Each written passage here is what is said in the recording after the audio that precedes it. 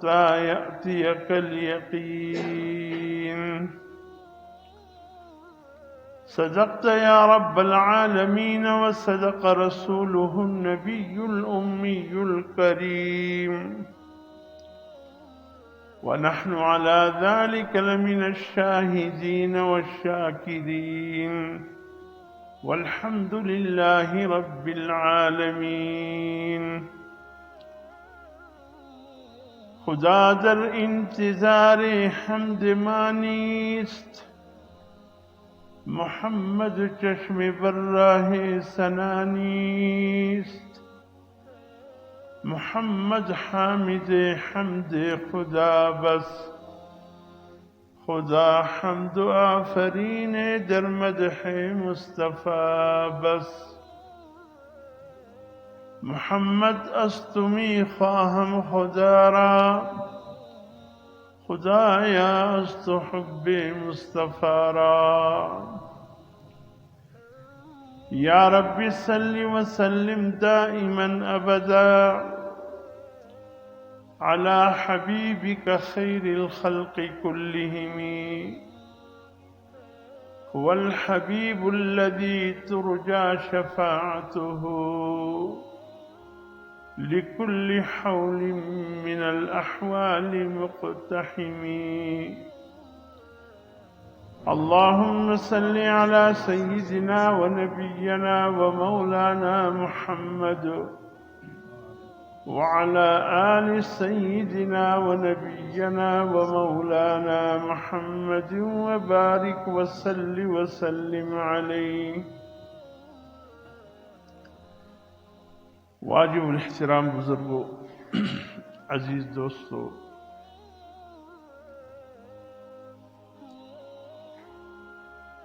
الحمدللہ ماہ مبارکہ، ماہ رمضان المبارک، ایک مہینہ ہم میں رہ کر ہماری عبادتوں، ہماری دعاؤں، ہماری پکار کو لے کر اللہ کے حضور پہنچ چکا ہے۔ اللہ نے ایک ایسا مہینہ عطا فرمایا تھا کہ تاریخ میں آتا ہے کہ اللہ کے نیک بندے، اللہ کے ولی رمضان المبارک کے گزرنے کے بعد 6 مہینے تک یہی دعا ان کی رہتی تھی کہ یا اللہ، ہم نے جو عبادتیں بھی ماہ رمضان المبارک میں کیے ہیں، جو قرآن کی تلاوت ہوئے ہیں، جو دعائیں ہوئے ہیں، جو اعمال ہم نے اس مہینے میں اختیار کیے ہیں، یا اللہ اس سے قبول فرما۔ رمضان المبارک کے بعد 6 مہینے تک ان کا یہی دعا ہوتا رہا، اور جیسے ہی 6 مہینے پورے ہو جاتے اور رمضان المبارک کی آمد میں 6 مہینے 5.5 باقی رہ جاتے، اب ان کی دعاؤں کی نوعیت اور کیفیت بدل جاتی۔ اب یوں دعا کرتے تھے کہ اللہ، ماہ مبارکہ قریب پہنچ چکا ہے، ہمیں عافیت کے ساتھ وہاں تک پہنچا دے۔ گویا 6 مہینے ان کی دعا اس بات پہ تھی کہ اللہ، جو کچھ ہم نے عبادتیں اس ماہ مبارک میں کیے قبول فرما لے، اور بقیہ جو 6 مہینے رمضان مبارک کی آمد کو باقی ہوتے تھے، یہی دعا ہوتی تھی کہ اللہ، ہمیں عافیت کے ساتھ وہاں پر پہنچا دیجیے۔ اللہ والے اس عظیم مہینے میں کچھ پاتے ہیں، کچھ دیکھتے ہیں، کچھ محسوس کرتے ہیں۔ اللہ ماشاءاللہ کی بات کرتا ہوں، تمام مسلمانوں کی نہیں، ورنہ بہت سے ایسے بھی لوگ اس ماہ مبارکہ میں ہم نے دیکھے، اس پر وہ مہینہ ایسا گزر گیا جیسے دیگر مہینے گزر گئے، ان کو پرواہ ہی نہیں کہ کتنا عظیم مہینہ آیا اور رک رہا 1 مہینے اور پھر رخصت ہوا، ان کو پرواہ ہی نہیں۔ اور بہت سے اس سے اللہ کی بندوں نے خوب فائدہ اٹھایا، راتوں کو بھی روشن کیا، دنوں کو بھی آباد رکھا، فرائض کی پابندی اپنی جگہ، نوافل کا بھی اہتمام رہا، دعاؤں کا بھی اہتمام رہا۔ کوئی لمحہ انہوں نے ایسا نہیں چھوڑا جس میں کوشش کی کہ کوئی لمحہ اللہ کی یاد کے بغیر، اللہ کی ذکر کے بغیر نہ گزر جائے۔ حضرت خواجہ امام حسن بصری رحمۃ اللہ علیہ سے کسی نے کہا، یا خواجہ، بہت سے لوگ ایسے ہوتے ہیں کہ وہ ماہ رمضان المبارک میں خوب نمازی بھی پڑھتے ہیں،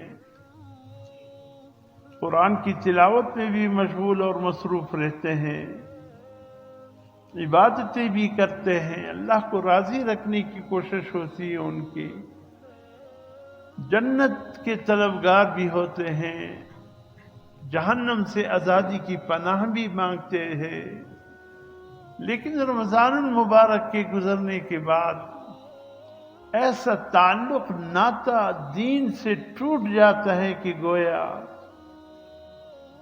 رمضان المبارک میں وہ کیسے تھے، اب رمضان المبارک کے بعد وہ کیسے ہیں۔ بس جیسے کوئی ایک ذمہ داری ان پر آئی تھی، اس ذمہ داری کو پورا کر لیا، اب 1 مہینے کی تنخواہ لے لی، بس اللہ خیر سلام، پھر آئندہ سال دیکھیں گے، پھر رمضان آئے گا تو دیکھیں گے۔ حضرت خواجہ حسن بصری رحمۃ اللہ علیہ نے فرمایا کہ بھئی یہ وہ لوگ ہیں جو اپنی زندگی میں صرف 1 مہینے کے لیے اس بات کا ثبوت دیتے ہیں کہ گویا وہ مسلمان ہیں، انہوں نے مرنا ہے، اللہ کے سامنے پیش ہونا ہے، اس لیے ان کی کوشش 1 مہینے رہتی ہے۔ پھر ماہ رمضان گزر جائے، مساجد کو بھی خیر آباد کہہ دیتے ہیں، قرآن کو بھی خیر آباد کہہ دیتے ہیں، ذکر کے حلقے بھی ویران ہو جاتے ہیں، دین کے حلقے بھی ویران ہو جاتے ہیں، پھر دور دور سے مسجد کو دیکھتے ہیں کہ یہ ہے وہ مسجد جس میں ہم نے ماہ رمضان میں گویا نمازیں پڑھی تھی اور تراویح پڑھی تھی۔ تعلق ایسا ٹوٹ جاتا ہے۔ خواجہ حسن بصری رحمۃ اللہ علیہ فرماتے، دیکھے 1 مہینہ نہیں، انسان کی پوری زندگی موت تک جتنا وقت ہے مسلمان کے پاس، یہ سب کے سب 1 سیکنڈ، لمحہ قابل قدر ہے۔ یہ 1 لمحہ جو ہے انتہائی قیمتی دولت ہے جو اللہ نے ہمیں عطا کیا ہے۔ گویا ہم صرف 1 مہینہ اپنے مسلمان ہونے کا ثبوت دیتے نہیں، فرمایا موت تک ہمارے پاس وقت ہے۔ رب العالمین کے ارشاد سورۃ الحجر 14واں پارہ، اسی پر سورہ حجر کے اختتام ہے، وَاعْبُدْ رَبَّكَ حَتَّى يَأْتِيَكَ الْيَقِينُ۔ اے میرے بندو، اپنی رب کی عبادت کرتے رہو یہاں تک کہ موت آ جائے۔ گویا موت تک ہمارے پاس وقت ہے، 1 منٹ، 1 لمحہ، 1 گھنٹہ، 1 دن، 1 رات ہمارے پاس انتہائی دولت ہے، اور ہم نے صرف رمضان المبارک ہی میں نہیں بلکہ غیر رمضان میں بھی ان اوقات کو اللہ کے ذکر سے آباد رکھنا ہے۔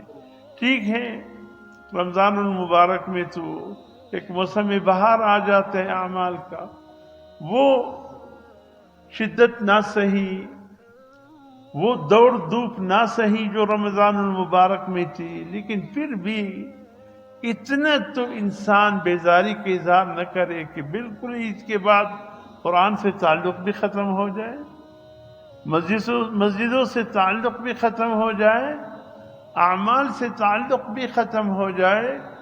میرے محترم دوستو، ٹھیک ہے رمضان المبارک رخصت ہوا، لیکن ایمان اور ایمان کے تقاضے تو رخصت نہیں ہوئے نا۔ ایمان بھی باقی ہے اور ایمان کے تقاضے بھی باقی ہیں، اسلام بھی باقی ہے اور اسلام کے ارکان بھی باقی ہے۔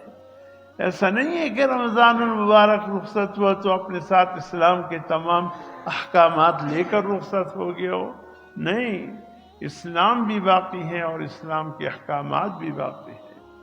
اور میرے محترم دوستو، اللہ بھی باقی ہے اور اللہ سے تعلق بھی باقی ہے۔ رمضان المبارک کے گزرنے پر یہ تعلق نہیں ٹوٹتا، نہیں یہ چیزیں ختم ہوتے ہیں، بلکہ اچھا رمضان المبارک میں گزرتے گزرتے تمام چیزوں کو سمیٹ کر لے گیا، یا بہت چیز جو لے کر آیا تھا ہمارے پاس چھوڑ کے گیا۔ اب قرآن رمضان المبارک کا سب سے عظیم ہدیہ جو تحفہ اللہ سے لے کر آیا تھا وہ قرآن ہے۔ تو رمضان المبارک اپنے ساتھ قرآن کو لپیٹ کر نہیں گیا، بلکہ قرآن کو ہمارے پاس چھوڑ کر چلا گیا۔ ایسا نہیں ہے کہ بس قرآن رمضان گیا تو قرآن بھی ختم ہو گیا، اس کی تلاوت بھی ختم ہو گئی، اس لیے کہ رمضان اپنے ساتھ قرآن کو سمیٹ کر لے گیا۔ نہیں میرے محترم دوستو، رمضان قرآن کو سمیٹ کر نہیں لے گیا، بلکہ رمضان قرآن ہمارے پاس چھوڑ کر چلے گیا۔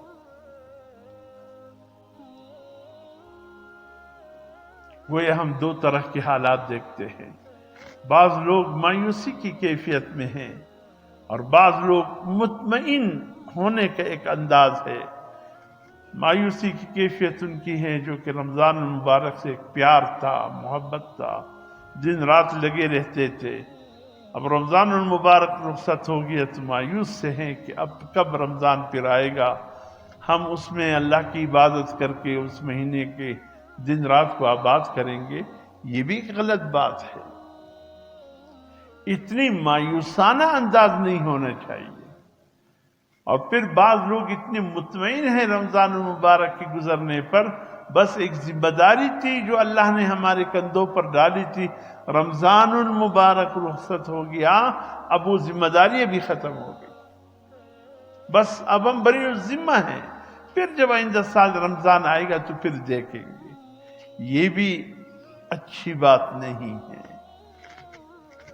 رمضان المبارک ایک ذمہ داری لے کر کچھ وقت کے لیے نہیں آیا تھا، ہمیں بتلانے کے لیے آیا تھا کہ تم مسلمان ہو، تمہارے ذمے کچھ اللہ کی جانب سے احکامات ہیں۔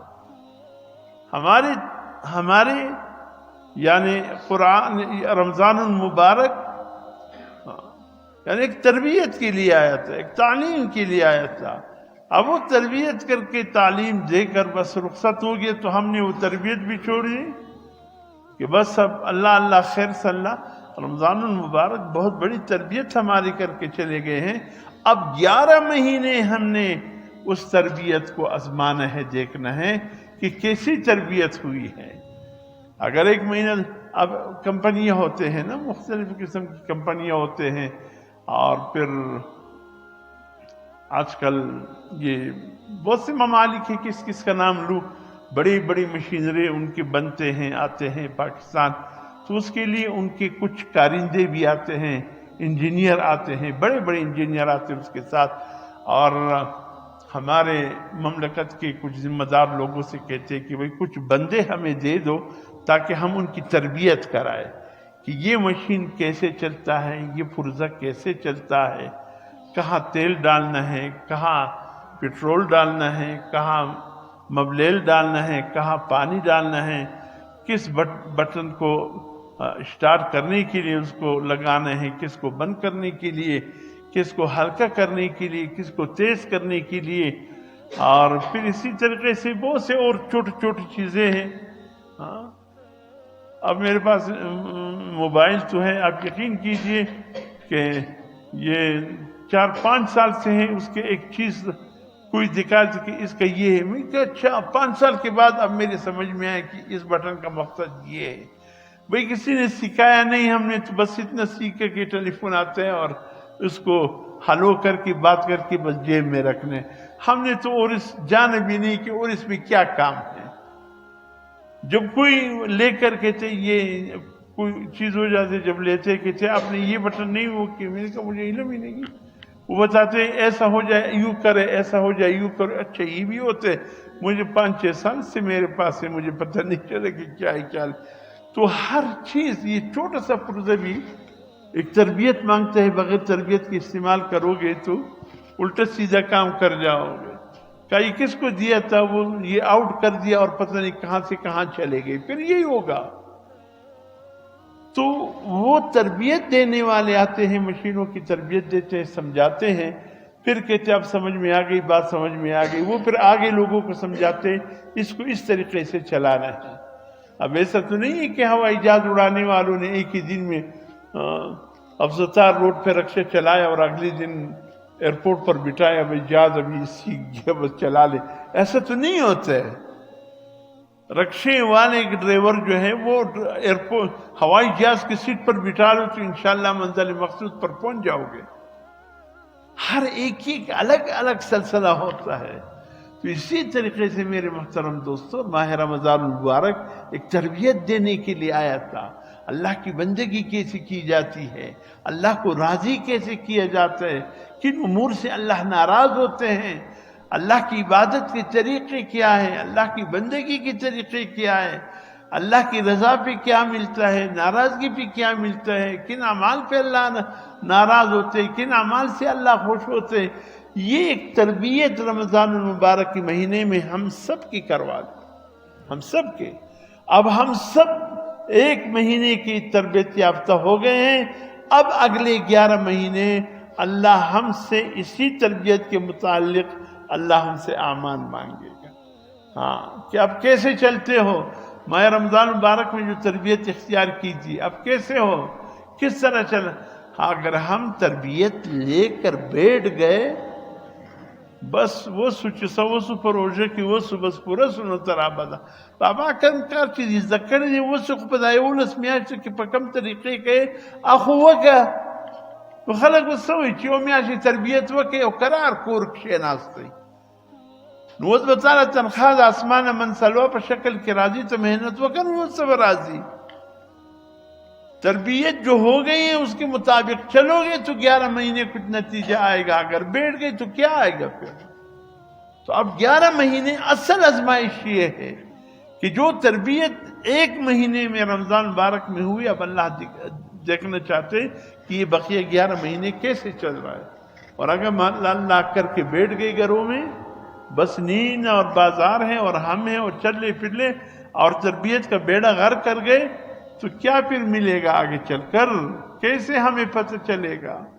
تو اس لیے میری محترم دوستو ماہ رمضان المبارک سب کچھ سمیٹ کر نہیں لے گیا بلکہ ماہ رمضان المبارک بہت کچھ ہمارے پاس چھوڑ کے چلا گیا. اور اس کے ساتھ ساتھ ایک چیز اور بھی کہ رمضان المبارک نے ہمیں یہ طریقہ بھی بتایا دیکھیں ایمان کی تجدید کرتے رہا کرو.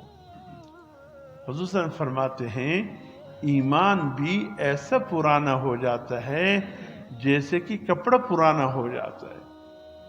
اور پھر کپڑا صاف کیسے ہوتے ہیں، اس کی صفائی کے جو صرف ہے صابن وغیرہ اس سے دھلنے کے بعد پھر وہ کپڑا صاف ہوتا ہے. اور اگر آپ اسی طریقے سے میلے چیزوں کو استعمال کرو گے تو ایک دن یہ کپڑا بھی ختم ہو جائے گا اور اس کا میل بھی پھر میل ہی بس ہمیشہ کے لیے رہے گا. تو اس لیے میرے محترم دوستوں سے فرمایا ایمان کو بھی میل لگ جاتا ہے، اس کی تجدید کرتے رہا کرو، اس کی صفائی کا بندوبست کرتے رہا کرو. یا رسول صلی اللہ علیہ وسلم ایمان کی تجدید، ایمان کی صفائی کس چیز سے ہوگی؟ حضور صلی اللہ علیہ وسلم نے فرمایا ذکر کے کثرت سے، اللہ کو یاد کرنے کی کثرت سے ایمان کی تجدید ہوگی، ایمان کی صفائی ہوگی. جتنی کثرت سے اللہ کا ذکر کرو گے، لیکن کثرت سے، یہ نہیں کہ صبح شام بس ایک مرتبہ تیسرا کلمہ تسبیح درود شریف پڑھ لیا بس خیر خیر اللہ صلی اللہ، نہیں. اگر آپ کو ایک ہوشیار ماہر کہے آپ کی زمین سے پانی نکل آئے گا تو کم از کم آپ کو 800 فٹ تک جانا پڑے گا. 800 فٹ نیچے ذخیرہ ہے پانی کا. 800 فٹ تک آپ کو یعنی کھدائی کرنی پڑے گی مشینوں کے ذریعے. 800 فٹ کے بعد کہیں جا کر پانی نکل آئے گا. اور 800 فٹ کھود کر کہے کم دی اوبو دا څنګه غلط کار کوي وای چې اوبو دي دلته. هغه خدا نو ویل چې په 100 فټه باندې اوبو دي. خدا ته ویل چې په 800 فټه اوبو دي. ته خو 800 فٹ ته ځان ورسوه. ہاں اگر 100 فٹ کھدائی کر کے آپ بیٹھ گئے اور یہ سوچ کر کہاں ہے پانی، غلط کہا تھا اس ماہر نے کہ یہاں پانی ہے. بھئی اس نے تو 100 فٹ نہیں کہا تھا، اس نے تو 800 فٹ کہا تھا. تم 800 فٹ پر چلے جاؤ، پانی نکل آئے گا. تو دن رات میں ایک سبحان اللہ پڑھ لیا، تسبیح الحمدللہ پڑھ لیا اور کہا کہ ایمان کا اب تجدید ہوگا. نہیں، کثرت ذکر فرمایا. کثرت ذکر یعنی کبھی کبھی انسان اس قدر کثرت سے ذکر کر لیتا ہے کہ پھر قلیل ذکر بھی کثرت ذکر کا قائم مقام بن جاتا ہے. اللہ والوں کا قلیل ذکر بھی کثرت ذکر کا قائم مقام بن گیا. اس لیے کہ وہ تھوڑے ذکر میں ان کا تو ہدایت کا چشمہ نکل آتا تھا. اور ہمارے حکم یہ کچھ کر لو، کچھ کر لو، کچھ پڑھ لو، آگے جاؤ، چلتے رہو، چلتے رہو. وہاں تک پہنچ جاؤ گے کہ تمہارا ایمان ایسا نفیس بن کر سامنے آئے گا، اتنا پاکیزہ بن کر سامنے آئے گا کہ انشاءاللہ اب اس کے بعد اس کو مزید کثرت سے ذکر کی ضرورت نہیں ہوگی. پھر قلیل ذکر بھی کثرت کے قائم مقام ہوگا. تو ایمان کی تجدید ذکر کی کثرت کے ساتھ ہے. ذکر کے حلقوں میں بیٹھ کرو، اللہ کا ذکر کرتے رہو. فالتو دکان میں بیٹھے ہو، بجائے اس کے کہ دن رات میں یہ تسبیح اڑاؤ، گراک نہ رہ لے آؤ، 10 لاکھ نوسو پیسے جمع نسوے لذا ذکر بجائے چیئے درود شریف دی ذکر کولے پہ دکان کی یو درم کلمہ دی ویلے یو استغفار دی ویلے بیا دی قتل جسا کی دی. نو هاغه ذکر د دنیا وانا مکوا کم چې د خدای او د رسول شول ذکر دی هغه وکا. اللہ اور رسول نے جو ذکر بتایا وہ کر لو دکان پر بیٹھے بیٹھے. انشاءاللہ اس سے پھر آپ دیکھیں آپ کی دکان میں انقلاب برپا ہوگا، آپ کے گھر میں انقلاب برپا ہوگا. یہ 2 چیزیں ہوگی، قرآن، ایمان کی تجدید.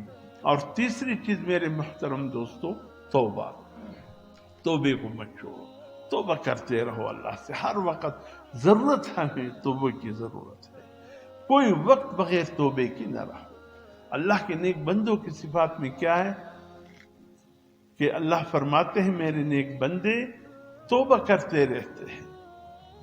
اور توبہ ایسی چیز نہیں ہے کہ گناہ ہو جائے توبہ کرو. توبہ مقامات کی بلندی کے لیے بھی توبہ ہے. توبے کے ذریعے اللہ پاک اس بندی کے مقام کو بلند فرما دیتے ہیں. اور توبے سے اللہ بہت خوش ہوتے ہیں. حضور صلی اللہ علیہ وسلم نے فرمایا ایک شخص تھا، صحرا کا سفر تھا، اونٹ پہ جا رہا تھا، پانی کا چھوٹا مشکیزہ ساتھ تھا، کچھ کھانے کی چیزیں بھی ساتھ تھے. صحرا کا سفر تھا، جیسے اونٹ کو صحرا کا ایک یعنی جہاز کہا جاتا ہے، اس لیے کہ صحرا کا سفر اونٹوں کے ساتھ ہوتا تھا. اب یہ جا رہا ہے دور دور تک، نہ درخت ہے، نہ سبزہ ہے، نہ کچھ رہائش، کوئی ٹھکانہ وغیرہ. آخر اس کو کہیں دور سے ایک درخت نظر آ گیا. اس بیابان میں آیا، اس درخت کے سائے میں بیٹھ کر لیٹ گیا. چلے کچھ دیر آرام کر لیتا ہوں. اور اونٹ کو اپنے ساتھ ہی باندھا تو نہیں، یہیں پر رکھا. جب آرام کیا، آنکھ کھلی تو دیکھا اونٹ موجود نہیں ہے. دور دور تک نظر نہیں آ رہے. پانی پینے کا مشکیزیں بھی اونٹ پہ ہیں، کھانا کھانے کی چیزیں بھی اونٹ پہ ہیں. اب پیدل جائے تو کہاں تک جائے گا؟ پانی کی طلب ہوگی، کھانے کی طلب ہوگی، آخر کرے گا تو کیا کرے گا؟ بس اسی جگہ سو گیا، بیٹھ گیا، آنکھیں بند کر کے ملک الموت کے انتظار میں. بس اب ملک الموت آئے گا، اب روح لے جانا ہے، اور کیا باقی رہ گیا ہے؟ سفر کے لیے وہ اونٹ تھا وہ بھی چلا گیا، کھانے کے لیے کھانے کی چیزیں تھی وہ بھی اونٹ کے ساتھ چلی گئی، پانی تھا مشکیزہ وہ بھی اونٹ کے ساتھ چلا گیا، ساتھ تو کچھ ہے نہیں، کتنا دیر تک میں جا سکوں گا؟ تو اس لیے آنکھیں بند کر لیے لیٹ گیا، اب ملک الموت کس وقت آئے گا تاکہ میری روح لے لے۔ حضور صلی اللہ علیہ وسلم فرماتے ہیں اچانک کچھ دیر کے بعد آنکھ کھلی، کچھ محسوس ہو رہا تھا کہ کوئی قریب آیا ہے، خیال تو یہ تھا کہ ملک الموت میرا خیال پہنچ گیا ہے، آنکھیں کھولی تو دیکھا اونٹ سامنے ہے اور اس پر پانی کا مشکیزہ بھی ہے، کھانے کی چیزیں بھی ہے، اونٹ بھی ہے۔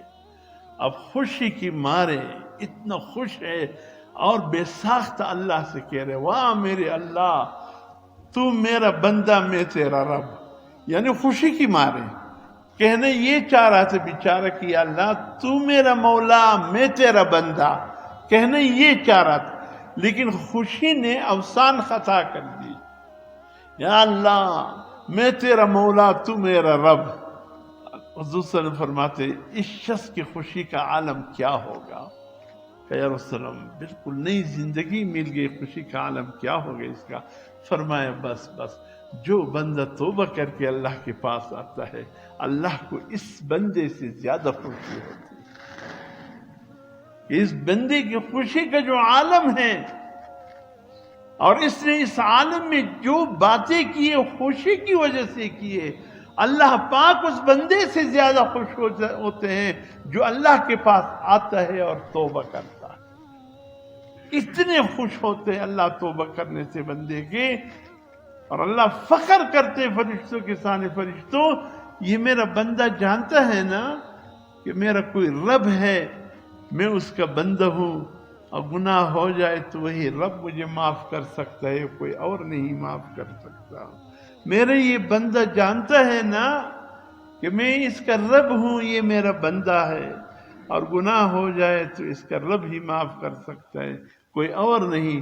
فرشتوں یہ میرا یہ بندہ اس بات کو سمجھتا ہے، جانتا ہے، کتنے خوش ہوتے اللہ پاک کہ فرشتوں کے سامنے اس بندے پر خوشی کا اظہار فرماتے۔ تو توبے کا سلسلہ اس کو جاری و ساری رکھے ہر وقت، یہ نہیں کہ رمضان المبارک میں ہم نے توبہ استغفار کیا بس وہ کافی ہے، نہیں، ہمیں ایک ایک لمحے کے لیے توبے کی ضرورت ہے، موت تک ہم توبہ تائب رہے، اگر گناہ نہ سہی اللہ کے نزدیک اللہ درجے بلند کر دے۔ اور آخری چیز میرے محترم دوستو یہ ہے کہ رمضان المبارک کا تحفہ کیا تھا؟ صبر کا مہینہ تھا، ہمدردی کا مہینہ تھا، خیر خواہی کا مہینہ تھا، ایک دوسرے کے ساتھ ہمدردی اور دکھ درد بانٹنے کا مہینہ تھا۔ رمضان المبارک یہ سوغات لے کر آیا تھا نا، یاد ہے؟ اب رمضان المبارک کے جانے کے بعد رمضان المبارک یہ تمام سوغات ہمارے پاس چھوڑ کر چلے، اب یہ نہیں ہے کہ ہم نے صبر کو چھوڑ کر بے صبری کرنی ہے، اب یہ نہیں ہے ہم نے آپس میں اب ہمدردی خیر خواہی کو ختم کرنے، بس اب ایک دوسرے کو مارنا ہے، جو ایک دوسرے کے سامنے برا برا کہہ سکتے کرے۔ رمضان المبارک کا مہینے ہمدردی اور خیر خواہی کے لیے آیا تھا، اور یہی ہمدردی اور خیر خواہی ہمارے پاس چھوڑ کر گیا۔ اب یہ نہیں ہے کہ ہم ہمدردی کو آپس میں چھوڑ دے، خیر خواہی چھوڑ دے، وہ جو محبتیں ماہ رمضان المبارک چھوڑ کر گئے ہیں اب ان محبتوں کو قربان نہ کیجیے، بلکہ اپنے دل میں جگہ دے کر اس کو اب بقیہ 11 مہینے آزماتے رہے، دیکھتے رہے، ایک دوسرے سے محبتیں کرتے رہے، ہمدردی خیر خواہی کے جذبات کو چھوڑیے مت، جھوٹ بہتان لگائی بجات کو مت چھوڑے، یعنی یہ گناہ کا کام ہے، یہ اس کو آنے مت دے کہ یہ چیزیں آ جائے، بلکہ اللہ کی رضا کو فوقیت دیجیے، جو عافیت کے کام ہے بس اسی میں لگے رہے۔ انشاءاللہ اگر ہم ان چیزوں کو کرتے رہیں گے تو رمضان المبارک کے رخصت ہونے کے بعد بھی ہمیں انشاءاللہ رمضان جیسی خوشبو محسوس ہوگا، رمضان جیسی خوشبو محسوس ہوگا۔ اللہ رب العزت ہمیں عمل کی